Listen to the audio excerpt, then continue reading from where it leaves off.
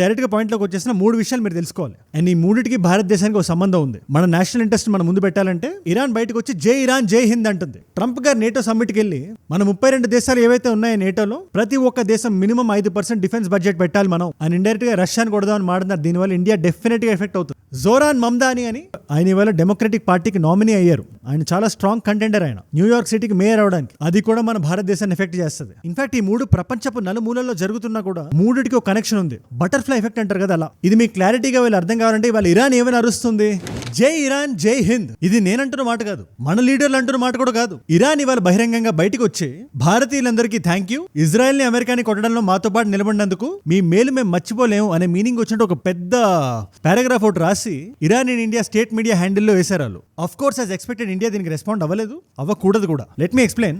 ఈ యుద్ధం మొత్తంలో ఇండియా ఎటువంటి సైడ్ తీసుకోలేదు. అండ్ ఫ్రాంక్లీ స్పీకింగ్ ఇవాళ ఇజ్రాయెల్ వచ్చి ఐడిఎఫ్ హ్యాండిల్లో మేమే గెలిచాం అని రాసిన ఇండియా కంగ్రాట్స్ అని చెప్తుంది. ఇటుపక్క ఇరాన్ వచ్చి మేమే గెలిచాం, మా వెంట్రుకు కూడా పీకలేదు, న్యూక్లియర్ ప్రోగ్రామ్ కంటిన్యూ అవుతుంది, ఎన్రిచ్ యురేనియం మా దగ్గర ఉంది అంటే శభాష్ అంటాం.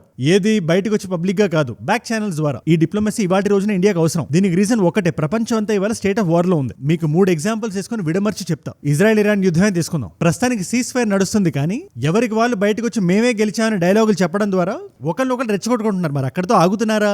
అనవసరంగా ఎవరికి వాళ్ళు ఇండియాని దీంట్లో లాగుతున్నారు. కారణం we're population of 1.4 billion people. అంటే ఏదైనా యుద్ధం జరిగినప్పుడు ఇండియా ఎట్ సైడ్ అయినా ఉంటే అటు సైడ్కి నెరేటివ్ వార్ఫేర్ లో విజయం తథ్యం అని ఫీల్ అవుతారు. మీరే చూడండి, ఒక చిన్న సర్వే ఒకటి కండక్ట్ చేశారు రీసెంట్ గా. ఒక చిన్న శాంపిల్ గ్రూప్ ని తీసుకొని మొత్తం భారతీయులందరినీ అడిగి కాదు, ఒక 1000, 2000, 3000 మందిని తీసుకొని ఎవరెవరైతే ఎన్డీఏ గవర్నమెంట్ కి సపోర్ట్ చేస్తున్నారో, అపోజిషన్ వాళ్ళకి సపోర్ట్ చేస్తున్నారో, లేదా న్యూట్రల్ గా ఉన్నారో వాళ్ళందరినీ సెపరేట్ గా సెగ్రిగేట్ చేసి ఏంటి మీరు ఎవరిని సపోర్ట్ చేస్తున్నారో ఒకసారి చెప్పండి నేను తెలుసుకోవాలనుకుంటున్నాను అడిగితే చాలా ఇంట్రెస్టింగ్ రిజల్ట్స్ మనకి బయటకు వచ్చాయి. ఎన్డీఏ సపోర్టర్స్ సుమారు 54% మంది ఇజ్రాయెల్ కి ఓటు గుద్దారు. మేము ఇజ్రాయెల్ తో ఉన్నామని బలంగా చెప్తున్నారు. 10% మాత్రం ఇరాన్ అన్నారు. అలాగే మన అపోజిషన్ కి ఎవరైతే సపోర్ట్ చేస్తున్నారో వాళ్ళ దగ్గరికి వచ్చి వాళ్ళ డేటాని విడమర్చి మనం చూస్తే సుమారు 39% మంది ఇరాన్కి ఓటు గుద్దారు. సో ఇక్కడ ఏమైంది, ఒక సైబర్ బ్యాటిల్ ఫీల్డ్ అయిపోయింది ఇండియా.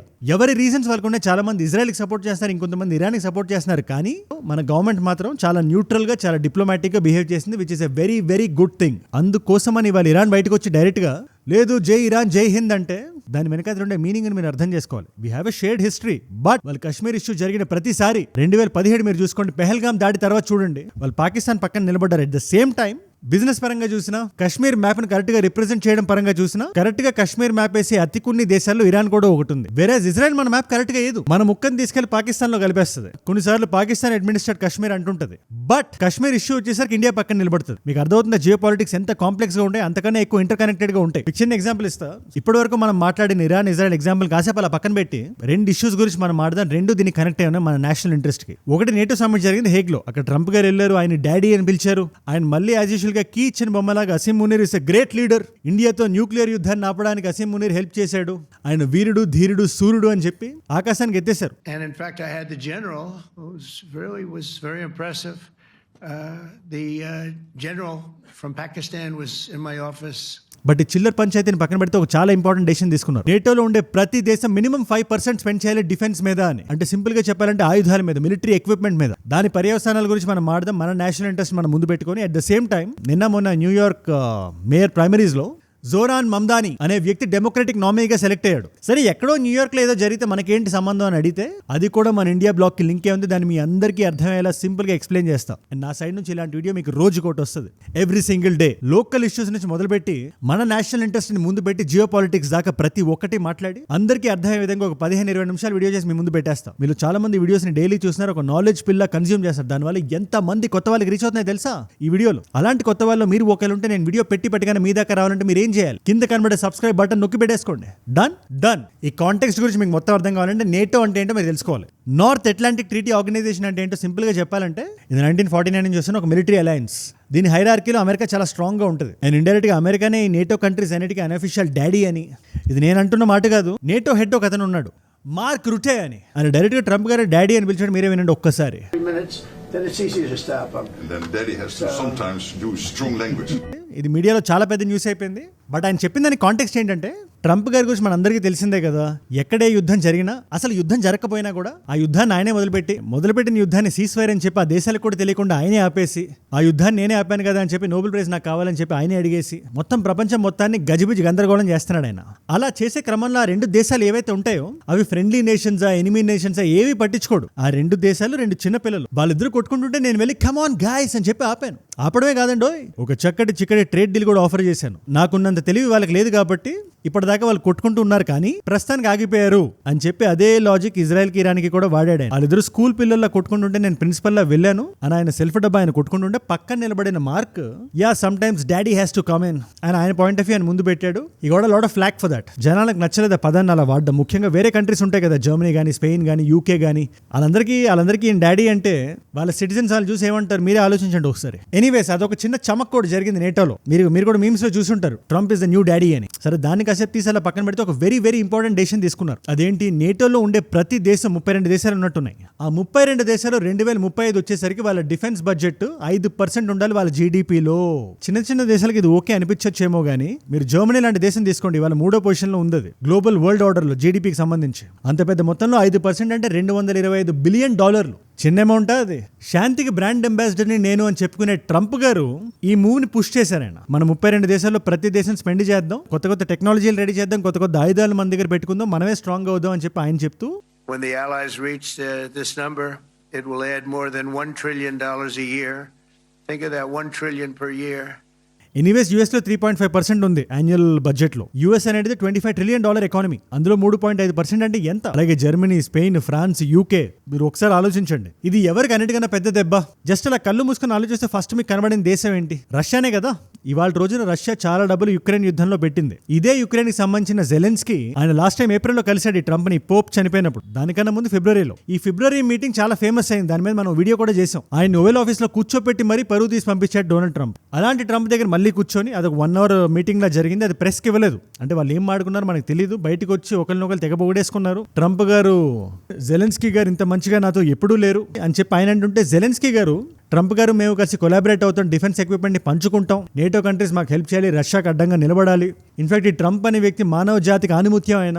ఆయన తలుచుకుంటే ఏదైనా అవుతుంది, హీజ్ ఎ లెజెండ్ అని చెప్పి ఆడియో లాంచ్ లో హీరోని పొగిడాడు ఆయన. ఈ సినిమా హీరోల గురించి మైక్ అది పట్టుకొని మాడుతుంటారు కదా, దానికి ఏం మాత్రం తీసుకోలేదు జెలెన్స్కీ గారు బయటకు వచ్చి ఇచ్చిన వ్యాఖ్యలు. సరే ఇదంతా సీరియస్ గా అయ్యి ఒక 5% యాన్యువల్ బడ్జెట్ లో డిఫెన్స్ కి పెడితే ఈ దేశాలన్నీ ఇందులో చాలా దేశాలు 1%, 2% మధ్యలో ఉన్నాయి. అలాంటి దేశాలు 5% పెట్టడం మ్యాసివ్ జంప్. అది అంటే దేనికి రెడీ అవుతున్నట్టు, ఇది దేనికి సంకేతం, మీరే నాకు చెప్పాలి కింద కామెంట్స్ లో. Point number 1. పాయింట్ నెంబర్ 2, రష్యాను అనవసరంగా చైనా వైపు పుష్ చేస్తున్నారు మీరు. చైనా, ఇరాన్, రష్యా ఒక బ్లాక్ లో ఫామ్ అయ్యే అవకాశాలు చాలా దండిగా ఉన్నాయి. ఎందుకంటే ఇండియా నేటోకి సంబంధించి చాలా న్యూట్రల్ గా ఉంటుంది. ఎప్పుడు RIC దీంట్లోకి వచ్చే అవకాశం లేదు, రష్యా, చైనా, ఇండియా ఇనిషియేటివ్ ఏదైతే ఉందో. బట్ ఇరాన్ ఖచ్చితంగా దగ్గరికి వెళ్తుంది. వెస్ట్ వర్సెస్ ఈస్ట్ అయిపోతుంది. మళ్ళీ డిఫెన్స్ ఎక్విప్మెంట్ మీద ఇప్పుడుండే స్పెండింగ్ కన్నా ఇంకా ఎక్కువ పెట్టాల్సిన అవసరం వస్తుంది రష్యా. ఆ దేశపు అస్తిత్వానికి సంబంధించిన మ్యాటర్ ఇది. మళ్ళీ అనవసరంగా ఈ కోల్డ్ వార్ ని రిపీట్ చేసి కోల్డ్ వార్ 2.0 అని చెప్పి ఇండియాని ఏదో ఒక సైడ్ పిక్ చేసుకోమంటే ఎలా చెప్పండి? ఇప్పుడు మనది ఒక అప్వర్డ్ స్లోప్ ఉంది. We're trying to get better. చైనాతో కంపేర్ చేస్తే మన పాపులేషన్ బెటర్ గా ఉంది, మన ఏజ్ గ్రూప్ చాలా యంగ్ ఉంది, we're a young country. China incorporate చేసిన దిక్కుమాలిన ప్రోగ్రామ్ ఏదైతే ఉందో, 1 చైల్డ్ పాలసీ అని,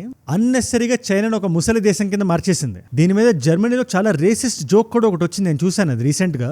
చైనా చాలా సోఫిస్టికేటెడ్ ట్రైన్ లో ఉంటది, మన పాపులేషన్ చైనాని దాటేస్తుందని చూపించడానికి బాగా రద్దీగా ఉండే ఒక ట్రైన్ అక్కడ పెట్టి దాని మీద ఎక్కి నిలబడినట్టు మన ఇండియన్స్ చూపిస్తున్నారు.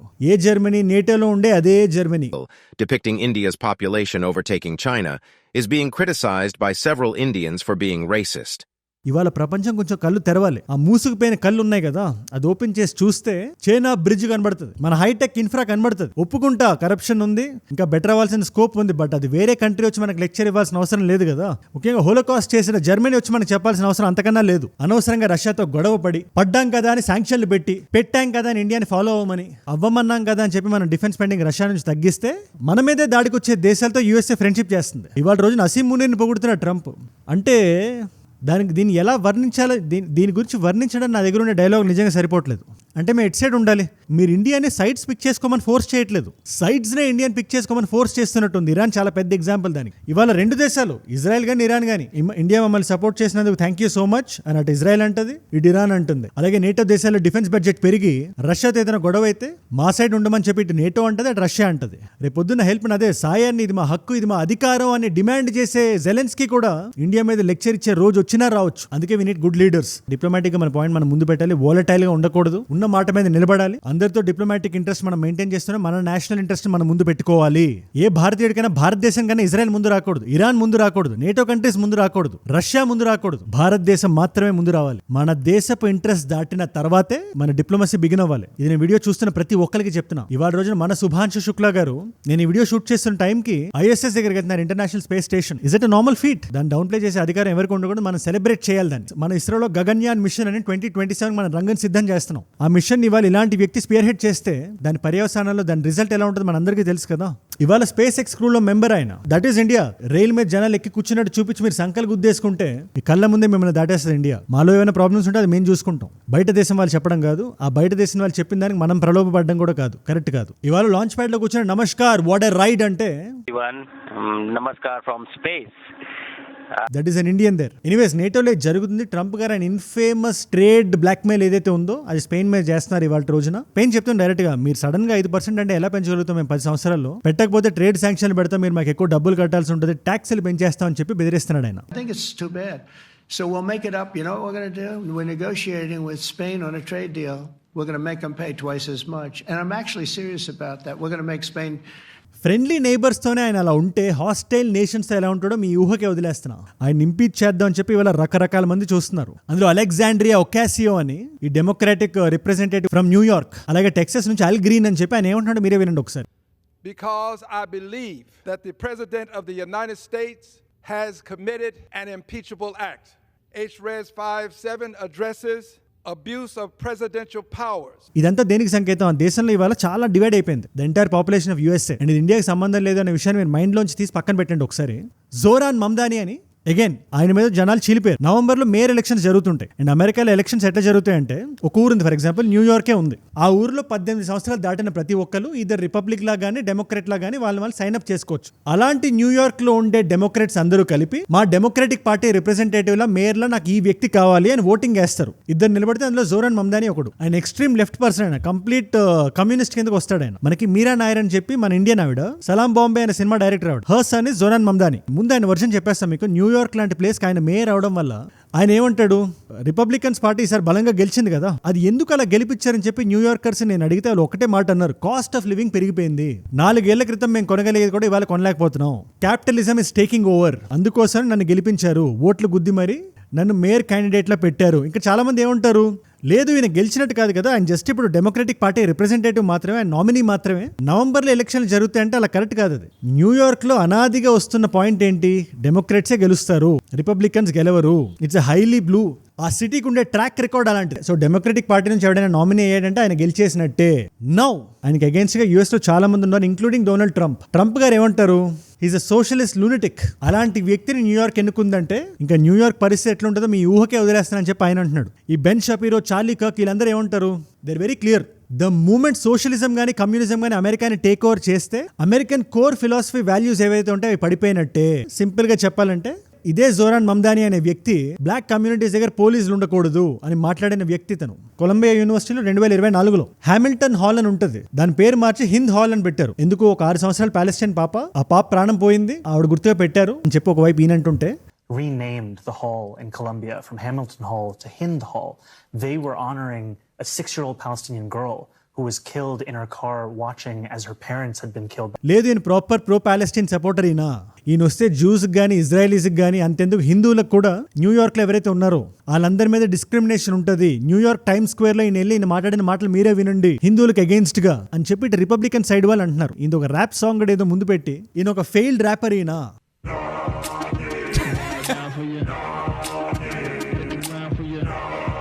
ఈయన పాటల్లో కూడా చాలా క్లియర్ గా ఉంటుంది, మీరు గోడలు కడితే ఆ గోడలు మేము బద్దలు కొడతాం అంటే దేనికి వెస్ట్ బ్యాంక్ దగ్గర కట్టిన గోడలను ఉద్దేశిస్తూ. అండ్ ఇంకొంతమంది ఏం చెప్తున్నారంటే ఇలాంటి వ్యక్తులు అక్కడ మేయర్లుగా లీడర్లుగా ఉంటే వాళ్ళు కూడా లెఫ్ట్ గురించి మాట్లాడలే, ఫార్ లెఫ్ట్ ఎక్స్ట్రీమ్ లెఫ్ట్ గురించి మాట్లాడుతున్నారు, రాడికలైజ్డ్ లెఫ్ట్ గురించి. అలాంటి వాళ్ళుగానే ఉంటే రేపు పొద్దున కశ్మీర్ ఇష్యూ మీద పాకిస్తాన్కి సపోర్ట్ చేయడానికి గ్యారంటీ ఏంటి?